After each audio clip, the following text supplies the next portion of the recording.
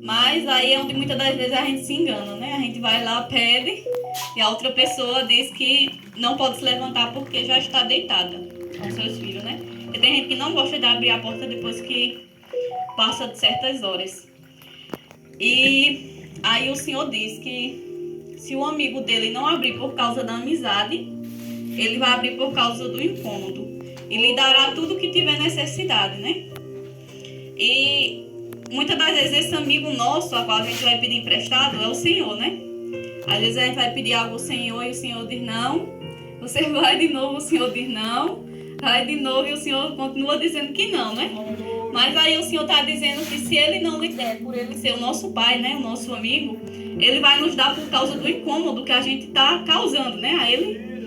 Porque a gente pede.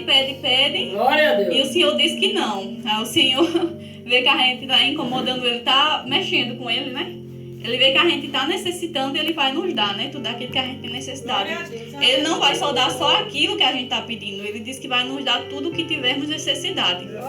Mas a gente também tem que compreender que o Senhor só vai nos dar aquilo que Ele vê que é bom para nós. Ele não vai nos dar uma coisa que vai trazer o mal para a gente, né? Porque do versículo 9 em diante diz assim: por isso digo a vocês, peçam e lhes será dado, busquem e acharão, batam e a porta será aberta para vocês. Pois todo o que pede recebe, o que busca encontra, e a quem bate a porta será aberta. Glória a Deus. Aleluia. Aí o Senhor nos diz pra gente pedir e nos será dado, para a gente buscar e nós acharemos, e para batermos na porta, que a porta será aberta para nós, né? Aí eu ouvi uma pregação do pastor Renato, se eu não me engano, que ele diz que a gente não deve só pedir. A palavra do Senhor nos diz que a gente deve pedir. Depois que você pedir, você tem que buscar, e depois de buscar você ainda tem que bater, que é para Jesus ouvir e abrir. Ele não quer só o pedir. O pedir é bom. Ajoelhou ali, oh meu Deus, me dê isso, me dê aquilo. Em nome de Jesus, amém. Vou dormir esperando Deus fazer um milagre, né? Pediu, vá caçar. Depois que achou, vá bater e espere Deus operar, né, na nossa vida. Que eu garanto que se a gente pedir, buscar e bater, o Senhor vai abrir a porta. Mas a porta que Ele veja que é boa para nós. Não adianta pedir uma porta a Deus que não seja boa para nós. Pode bater, pode buscar, pode pedir, que o Senhor, Ele nem se abala, como diz a palavra dele. Aí do 10 em diante. Aleluia. Do 10 não, perdão, do 11 diz: quem de vocês, sendo pai, daria uma cobra ao seu filho, que ele pede um peixe, ou um escorpião? Que ele pede um peixe, ou daria um escorpião ao filho que ele pede um ovo? Ora, se vocês que são maus sabem dar coisas boas aos seus filhos, quanto mais o Pai Celestial dará o Espírito Santo aos que lhe pedirem. Glória a Deus. Uma coisa que nesse ano eu aprendi de verdade mesmo, na presença de Deus, é que a gente não deve pedir só coisas materiais. Porque as coisas materiais vão ficar, né? E de que adianta você conquistar tudo, aí mais na frente você tem tudo, e você perder a sua alma. Não adianta de nada, irmãos. A gente tem que pedir a Deus pela presença dEle. Uma coisa, quando eu sempre vou orar, eu gosto de falar, né, sobre as coisas que eu oro, eu sempre digo a Deus as palavras que Davi disse, para Ele não afastar de mim a presença dEle e não retirar de mim o Santo Espírito dEle. Porque eu vejo quanto o Espírito Santo de Deus, Ele tem me aconselhado muitas das vezes. Sei que ainda eu faço coisa errada, falho muito mesmo. Porque muitas das vezes eu tenho até... Hoje eu fico até, assim, temi a vir pregar, porque ultimamente eu estou me sentindo pecadora. Não sei porquê, mas você se sente. Por mais que você esteja fazendo coisa certa, você sente que ainda tem algo em você que está pecando e que não merece a Deus. Mas na verdade a gente não merece a Deus de jeito nenhum. Ô, Glória! Ele nos Fala, escolheu Glória. e continua nos escolhendo a cada dia. Ele é quem nos dá força. Muitas das vezes eu já me cansei de me ver caindo e o Senhor me levantando. Quando eu penso que eu vou cair no chão de vez, ao Senhor, opa, pera ainda. deixa eu te abastecer. E ele me abastece. Me abastece muito, muito. E a gente tem que aprender também a não só orar pela gente, mas orar pelos outros também. Se alegrar com a bênção dos outros. Isso aí eu tô pedindo a Deus para Ele colocar mais em mim. A alegria pelas coisas dos outros, né? Porque não adianta você pedir só por você e o seu irmão tá sofrendo. Não adianta você pedir só pela sua família, a família do seu irmão tá passando por algo difícil, né? E que seja feita sempre a vontade do Senhor na nossa vida. Porque se o Senhor faz algo hoje, é para nos ensinar no amanhã, né? Glória a Deus. E tem hora que eu erro e eu penso assim, epa, eu errei, vou mudar. E quando é nos outros dias eu tô errando de novo. Que nem falar da vida dos outros, né? Que a gente não pode falar e a gente fala. Eu e Joaquim meteram essa mordência. Mas isso aí tem que mudar, né?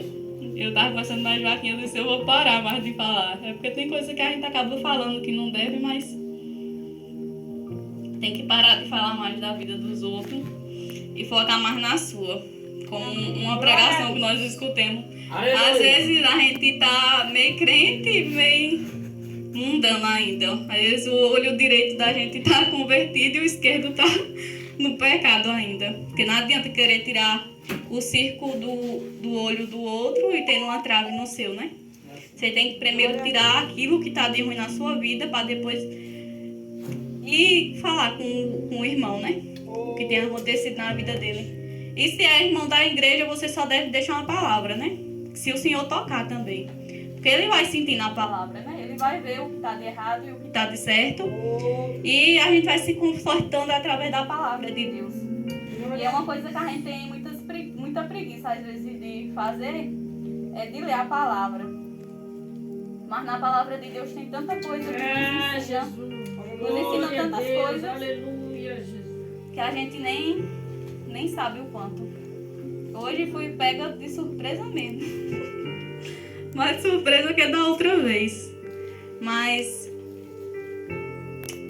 é pra isso que o Senhor tem me chamado. E eu sinto que eu não sou pra louvor nem nada do tipo. Eu sinto que eu sou pra pregação mesmo.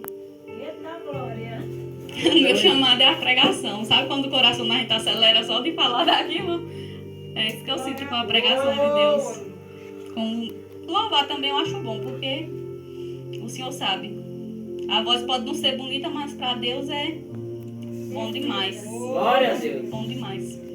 E tem tanta coisa na palavra de Deus que eu lendo, que eu muitas das vezes fico sem compreender. Ô, gente, mas que nem num tempo para trás, no tempo de Jacó, Abraão, que os homens tinham muitas mulheres e namoravam até com as empregadas, né? Para ter os filhos, herdeiros. Aí eu fico, gente, o povo para trás pecava tanto e o Senhor usava tanto. Só que a gente não pode compreender as coisas de Deus, né? Sendo que de lá para cá teve tanta diferença. Se a gente for pecar no tempo de hoje, o Senhor revela, né? E naquele tempo, às vezes, o Senhor até revelava para eles mesmo. Só que não está escrito na palavra, né? Tem muitas coisas que eu fico questionando a Deus, sendo que eu não posso fazer isso, né? Que eu sei que eu sou errada se eu fizer. Aí em João 14:6, se eu não me engano, que diz... Deixa eu ver se é 14:6. Eu sou o caminho, a verdade e a vida. É isso aí mesmo. João 14:6, que diz: eu sou o caminho, a verdade e a vida. E ninguém vem ao Pai senão por mim. Se vocês me conhecem, conhecerão também o meu Pai. E desde agora vocês o conhecem e têm visto. Amém? Aqui essa palavra nos diz que o Senhor está dizendo a Tomé, né? Parece? É? Ou a Nicodemos? Nicodemos?